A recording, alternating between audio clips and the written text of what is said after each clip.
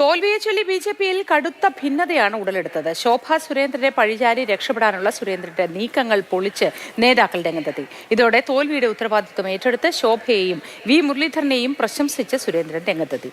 വിവരങ്ങളുമായി കോഴിക്കോട് നിന്ന് അനൂപ് ദാസ് ചേരുന്നു. അനൂപ്, നമസ്കാരം. ഈ ഉത്തരവാദിത്വം പൂർണ്ണമായും ഏറ്റെടുത്താൽ തൽസ്ഥാനത്ത് തന്നെ തുടരാം എന്നതാണോ അധ്യക്ഷൻ ഉദ്ദേശിക്കുന്നത്? എന്താണ് ഇനിയുള്ള നീക്കങ്ങൾ? തൽസ്ഥാനത്ത് നിന്ന് മാറണം എന്ന കാര്യത്തിൽ കുറെ നാളായി പാർട്ടിക്കുള്ളിൽ തന്നെ ആവശ്യങ്ങൾ ഉയരുന്നത് നമുക്കറിയാം. ബി.ജെ.പിയിലെ ഗ്രൂപ്പ് തർക്കം വളരെ സജീവമായ ഒരു ഘട്ടത്തിലാണ് പാർട്ടി അധ്യക്ഷൻ ഇന്ന് മാധ്യമങ്ങളെ കണ്ടത്. അദ്ദേഹം വ്യക്തമാക്കിയ ഒരു കാര്യം, കാലാവധി പൂർത്തിയാക്കണമോ, അതായത് അധ്യക്ഷനായി നിന്നുള്ള കാലാവധി പൂർത്തിയാക്കണമോ, അതല്ല അതില്ലാതെ തന്നെ നേരത്തെ സ്ഥാനമൊഴിയണമോ എന്ന കാര്യത്തിൽ ഞാനോ അല്ലെങ്കിൽ മറ്റേതെങ്കിലും വ്യക്തികളോ അല്ല തീരുമാനമെടുക്കേണ്ടത്. പാർട്ടിയുടെ കേന്ദ്ര നേതൃത്വമാണ് അക്കാര്യത്തിൽ തീരുമാനമെടുക്കേണ്ടത്. അത് അവർക്ക് വിട്ടു നൽകുന്നു എന്നാണ് സുരേന്ദ്രൻ വ്യക്തമാക്കിയത്. മാത്രവുമല്ല, ഇത് പാലക്കാട്ട് മാത്രം ഒരു കാര്യമല്ല. ഈ ഉപതെരഞ്ഞെടുപ്പ് 3 ഇടങ്ങളിൽ നടന്നു. ഒരിടത്തേക്ക് മാത്രമാണ് മാധ്യമങ്ങളുടെയും മറ്റാളുകളുടെയും കണ്ടുപോകുന്നത്. മറ്റു 2 ഇടങ്ങളിലേക്ക് ചർച്ച എത്തുന്നേയില്ല. വയനാട്ടിൽ മികച്ച ബി.ജെ.പി നടത്തിയെന്നാണ് അധ്യക്ഷൻ അവകാശപ്പെടുന്നത്. ചേലക്കരയിൽ 10,000 വോട്ടുകൾ കൂടി.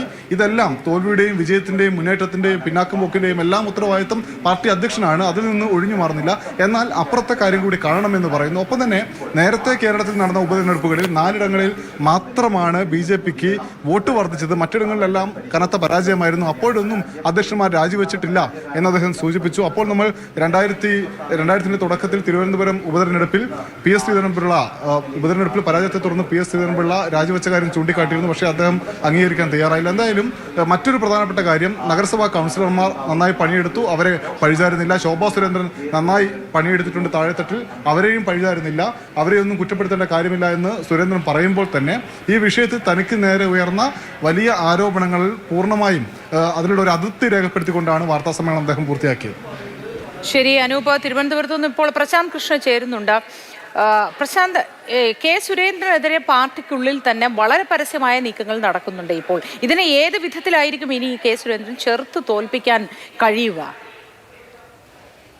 ഇന്നിപ്പോൾ വി മുരളീധര പക്ഷം നടത്തിയ നീക്കങ്ങളിൽ ഒരു തന്ത്രപരമായ പിഴവ് അവർക്ക് സംഭവിച്ചിട്ടുണ്ട്. അല്ലെങ്കിൽ 12 മണിക്ക് മാധ്യമങ്ങളെ കാണുമ്പോൾ ശോഭാ സുരേന്ദ്രൻ്റെ തലയിൽ വെച്ച് പാലക്കാട്ടെ പരാജയത്തിൻ്റെ ഉത്തരവാദിത്വം വി മുരളീധര പക്ഷം തൊടുത്തുവിടുമ്പോൾ അത് മാധ്യമങ്ങളുടെ സൃഷ്ടിയായി ഉന്നയിച്ച് തലയുരുമായിരുന്നു. പക്ഷെ അതിന് കഴിയാതെ പോയത് ഇന്ന് ഈ വാർത്ത പുറത്തു വന്നതിന് പിന്നാലെ പാലക്കാട് നഗരസഭാ അധ്യക്ഷ പരസ്യമായി രംഗത്ത് വരികയും സി കൃഷ്ണകുമാർ എന്ന സ്ഥാനാർത്ഥി നല്ല സ്ഥാനാർത്ഥി അല്ലാത്തത് കൊണ്ടാണ് പാലക്കാട് ഈ പരാജയത്തിലേക്ക് പാർട്ടിയെ കൊണ്ടെത്തിച്ചതും എന്ന വിമർശനം വന്നതോടെ തന്നെ ശോഭാ സുരേന്ദ്രനാണ് പാലക്കാട്ടെ പരാജയത്തിന് കാരണം എന്ന വാദങ്ങൾ നിലനിൽക്കാതായി.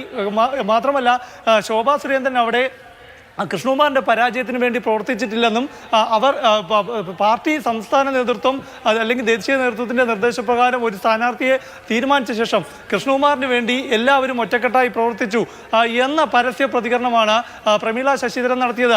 ഇതോടെ തന്നെ വി മുരളീധര പക്ഷത്തിൻ്റെ ആ നീക്കം അവിടെ പൊളിയുകയാണ് ചെയ്തത്. അതുകൊണ്ട് തന്നെയാണ് ഇന്നിപ്പോൾ വാർത്താ സമ്മേളനം നടത്തിയ കെ സുരേന്ദ്രന് ഇക്കാര്യങ്ങളെല്ലാം മാധ്യമ സൃഷ്ടിയാണെന്ന് പറഞ്ഞ് പ്രതിരോധിക്കാൻ സാധിക്കാത്തതും, മറിച്ച് ശോഭാ സുരേന്ദ്രനെ പരസ്യമായി തള്ളിപ്പറയാതെ തന്നെ പരസ്യ പ്രതികരണത്തിന്റെ കാര്യത്തിൽ മാത്രം ഒരു നിലപാടെടുക്കുകയും പൂർണ്ണമായും ഈ പരാജയത്തിന്റെ ഉത്തരവാദിത്വം നയിക്കുന്ന ആളെന്ന നിലയിൽ തനിക്കാണെന്ന് സമ്മതിക്കുകയും ചെയ്തത്. ഒപ്പം തന്നെ ഇത് ദേശീയ നേതൃത്വത്തിന്റെ തീരുമാനമാണ്, ഈ സി കൃഷ്ണകുമാറിന്റെ സ്ഥാനാർത്ഥിത്വം എന്ന് പറയുന്നതിലൂടെ തന്നെ അതിനെ എതിർക്കുന്നവർ ദേശീയ നേതൃത്വത്തിന്റെ നിർദ്ദേശത്തെയാണ് എതിർത്തത് എന്ന വ്യാഖ്യാനവും നൽകുന്നു.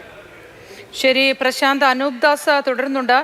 അനൂപ്, തൻ്റെ ഉത്തരവാദിത്വമാണ് ഈ തോൽവി ഉണ്ടായത് എന്ന് സമ്മതിക്കുമ്പോൾ അതിൻ്റെ കാരണവും ഇനി കെ സുരേന്ദ്രൻ തന്നെ പറയേണ്ടതുണ്ട്. അങ്ങനെ ഒരു സാധ്യത കൂടി അവിടെ നിലനിൽക്കുന്നുണ്ട്. അങ്ങനെയെങ്കിൽ വാർത്താ സമ്മേളനത്തിൽ മറ്റെന്തൊക്കെ കാര്യങ്ങളാണ് കെ സുരേന്ദ്രൻ പറഞ്ഞത്?